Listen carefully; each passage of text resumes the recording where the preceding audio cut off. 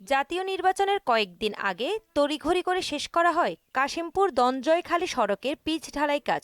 ঢালাইয়ের ৩ দিনের মাথায় সড়কের একপাশে দেখা দেয় ফাটল। সিটি কর্পোরেশনের তথ্য মতে ঠিকাদারি প্রতিষ্ঠান ইউসিসিএলকে ১১,৬৪,৪১,৫৭১ টাকার এই প্রকল্পের দায়িত্ব দেয়া হয়।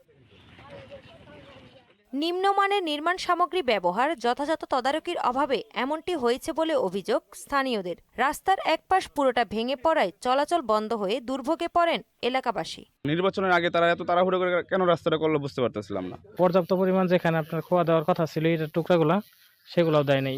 তাড়াহুড়ো করার কারণে এরকম হয়েছে। আমি চাই যে এটার সঠিক তদন্ত হোক। আমাদের টাকা এই যে ইঞ্জিনিয়ার যেরকম কাজ করলো অবশ্যই আমাদের এটা কৈফিয়ত দিতে হবে।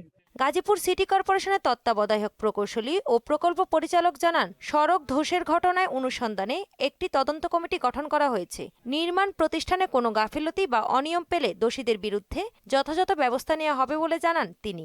কী কারণে এইভাবে দেবে যাচ্ছে, কি ত্রুটি ওখানে আছে সেটা অনুধাবন করার জন্য, অনুসন্ধান করার জন্য কর্তৃপক্ষ সিদ্ধান্ত নিয়েছেন। সেটা পাওয়া গেলে হয়তো আমরা খুব ভালোভাবে কনফার্ম হতে পারবো। তদন্তের মাধ্যমে দ্রুত সমাধানের দাবি করছে এলাকাবাসী। তাহসিন তারিন, মোহনা সংবাদ।